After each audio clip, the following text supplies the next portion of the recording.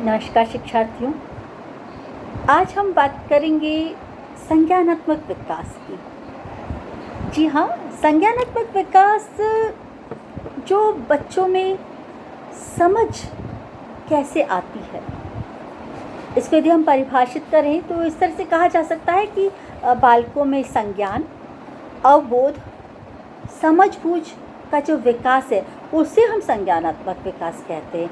मतलब बच्चा समझना कब शुरू करता है या कैसे शुरू करता है या उसमें समझबूझ कैसे पैदा होती है, इसका जो विकास होता है उसे हम संज्ञानात्मक विकास कहते हैं। यह एक चरणबद्ध प्रक्रिया है जिसे हमने 4 भागों में बांटा है। पहली होती है सांवेदिक पेशी अवस्था, जो कि जन्म से 2 वर्ष तक की होती है। जन्म से 2 वर्ष तक की अवस्था कहलाती है संवेदिक पेशी अवस्था। जी हाँ, इसमें बच्चे को अपनी मांसपेशियों के द्वारा या अपनी संवेदिक पेशियों के द्वारा जो चीज़ महसूस होती है उसको वो समझ पाता है, उसके प्रति उसमें समझ पैदा होती है। जैसे हम बच्चे को स्पर्श करते हैं तो बच्चा उस स्पर्श को महसूस करता है, उसे वो समझता है। या किसी सतह को छूने पर उसे जो तापमान महसूस होता है, ठंडा या गर्म, उसे वो महसूस करता है, उसे वो समझ पाता है। इसके अतिरिक्त यदि हम उसे कहें कि ये ठंडा है या ये गर्म है, तो जो जन्म से 2 वर्ष तक की उम्र है वहाँ वो समझबूझ पैदा नहीं होती, इसलिए उस वक्त उसको समझाना निरर्थक जाता है। दूसरी जो अवस्था होती है वो होती है पूर्व संक्रियात्मक अवस्था। यह पूर्व संक्रियात्मक अवस्था 2 से 7 वर्ष तक की अवस्था होती है। जी हाँ, इस वक्त समझबूझ नहीं आई है, पर समझबूझ से पहले की अवस्था जो होती है वो कहलाती है पूर्व संक्रियात्मक अवस्था। ये थोड़ी अस्पष्ट होती है, इसमें कब संक्रियात्मक स्थितियाँ शुरू हो जाए कुछ कहा नहीं जा सकता। ये एक जिज्ञासा बोधक अवस्था होती है। इसमें हर चीज़ के प्रति बालक के भीतर एक जिज्ञासा होती है। वो जिज्ञासा उसमें समझबूझ के प्रति लेके जाती है उस दिशा में कि वो समझना प्रारंभ करता है। तो ये जिज्ञासु काल है, या जिसे हमने पूर्व संक्रियात्मक अवस्था कहा, ये 7 वर्ष की उम्र है। तभी तो हम कहते हैं शालेय अवस्था जो 6 वर्ष में जब बच्चा पहली कक्षा में प्रवेश करता है तो तब उसमें जिज्ञासाएं पैदा होती है, समझबूझ का प्रारंभ पैदा होता है, इच्छा होती है अब इसके प्रति कैसे मैं जानूँ या समझूँ। अवधारणाएं उसके भीतर भी विकसित होनी शुरू नहीं हुई, पर उनका प्रारंभ हुआ है, अवबोध हुआ है उसको किसी चीज़ का।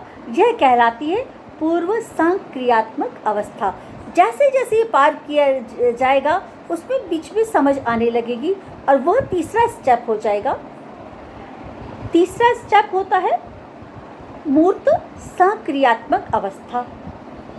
मूर्त संक्रियात्मक अवस्था यह होती है 7 से 11 वर्ष तक की।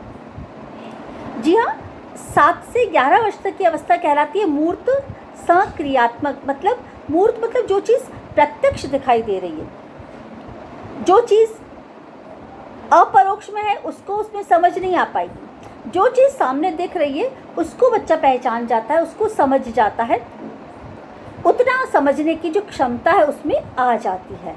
पर जो चीज़ दिखाई नहीं दे रही, जैसे हम यदि ईश्वर का नाम लेते हैं कि ईश्वर तो न तो आपने देखा ना मैंने देखा, पर यदि मैं उसके बारे में कुछ समझाना चाहती हूँ इस उम्र में तो बच्चा उसको नहीं समझ पाता। और यदि मेरी अवधारणा से, मेरी अपेक्षाओं से उसके भीतर भी कुछ जिज्ञासा यदि इस विषय के प्रति, ईश्वर के प्रति पैदा हुई, तो उसको मूर्तिकार या जो चित्र मैंने उसको दिखाया, जैसे मान लीजिए मैं शिव जी की भक्त हूँ तो शिव जी की मूर्ति दिखी मुझे और मैंने कहा भगवान जी हैं नमस्ते करो, बच्चा मेरे कहने पर भगवान जी मान के नमस्ते कर लेगा। थोड़े दिन बाद यदि बजरंगबली की मूर्ति दिखी तो कहेगी ये थोड़े भगवान जी तो वो थे, उनका आकार तो इस तरह का था। क्यों? क्योंकि उससे उसको अप्रत्यक्ष रूप में अभी समझ पैदा नहीं हुई है। तो हमें जब बच्चों को अध्यापन करा रहे हैं, बच्चे को कुछ पढ़ा रहे हैं, बच्चे को कुछ सिखाने का प्रयत्न कर रहे हैं हम, तो हम उसकी सीमाओं को समझें और उन आधारों पर ही अपना ज्ञान उस तक परोसने की प्रयास करें। क्योंकि क्या होता है कि जब तक बच्चा समझ ही नहीं पा रहा तो हमारा ज्ञान परोसना तो निरर्थक ही जाएगा ना, और उसको भी ऐसे लगेगा कि ज़बरदस्ती मुझ पे थोपा जा रहा है कुछ। तो हम कोशिश करें कि जो चीज़ प्रत्यक्ष में दिखाई दे रही है उसको हम समझाने का प्रयत्न करें इस उम्र में। तो 7 से 11 वर्ष की उम्र जो जो चीज़ें दिखाई दे रही हैं, हमारे रिश्ते, हमारी वस्तुएं, सूर्य, चंद्रमा। अब यदि मैं उस उम्र में बच्चों से कहूँ कि सूर्य, चंद्रमा एक उपग्रह होते हैं, उपग्रह एक अप्रत्यक्ष या अपरोक्ष जानकारी है जो इस उम्र में समझ पाना उनके बस का नहीं है। उन्हें तो सिर्फ वही चीज़ समझ में आ रही है जो चीज़ उन्हें दिखाई दे रहा है। तो मेरा प्रयास ये होना चाहिए कि जो चीज़ मैं दिखाना चाहती हूँ, जो चीज़ मैं समझाना चाहती हूँ, उसको मैं वस्तु रूप में या प्रत्यक्ष रूप में उन बच्चों के सामने लाके प्रकट करूँ, तब उन बच्चों में वो चीज़ समझ पैदा हो। तब मेरी धीरे धीरे समझ की जो दायरा है बच्चे का बढ़ेगा आगे, और हमारा भी बढ़ेगा। तो बच्चा भी समझ पाएगा और हमारी जो मेहनत है वो सार्थक हो पाएगी। अगला जो स्टेप होता है, जो चौथा चरण जिसे हम यदि कहें संज्ञानात्मक विकास का, उसे हम कहते हैं अमूर्त संज्ञानात्मक विकास।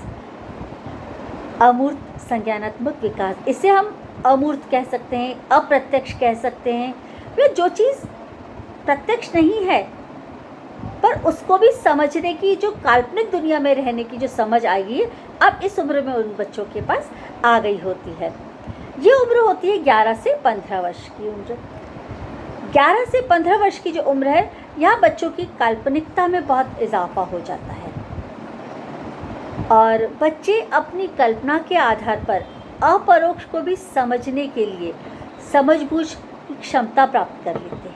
तो इस उम्र में मैं यदि उनको सूर्य चंद्रमा के उपग्रह होने की जानकारी दूंगी तो फिर भी उनमें वो चीज़ समझ आ जाएगी, अन्यथा वो समझ नहीं पाएंगे। जैसे 7 से पहले वाली जो उम्र है, घर में अक्सर करके हमारे रिश्ते होते हैं। जैसे मान लीजिए 12-15 साल का कोई बच्चा है, वो बच्चे का चाचा लगता है, ठीक है ना, हम चाचा जी यदि उसे कहते हैं। और वही 12-15 साल का यदि कोई दूसरा लड़का उसके सामने आता है तो उसे भी चाचा जी संबोधन करेगा। अब हम उसे ये समझाना चाहें कि वो चाचा जी नहीं है, ये माँ के भाई हैं, इन्हें मामा जी कहो, तो इस तरह की जो बातें यदि सामने होगा तो वो उसको समझ पाएगा, सामने नहीं होने पर उसमें वो समझ नहीं पैदा होगी। 7 साल के बाद 11 वर्ष की उम्र जब वो पार कर लेगा, उसके बाद उसमें अप्रत्यक्ष को भी समझने की क्षमता आ जा सकती है। तो तब जो चीज़ दिखाई नहीं दे रही उसको भी यदि मैं पढ़ाना चाहूँ अपने बच्चों को तो मैं पढ़ा पाऊँगी।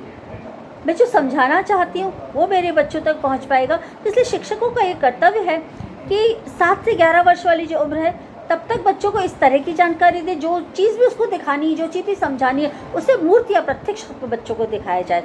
जैसे प्रकृति से संबंधित कोई चीज़ें हैं तो प्रकृति के करीब ले जाके उनको छू कर, पहचान कर फिर समझाने का प्रयत्न किया जाए। जैसे भी हम कहते हैं कि कैंची किसी चीज़ को काटने का काम करती है, अब कैंची होती है काटने का काम करती है, तो यदि हम उसको प्रत्यक्ष रूप में दिखाएंगे कि कैंची इस तरह से होती है और वो इस तरह से काटने का काम करती है, तो बच्चा उसको समझ पाएगा।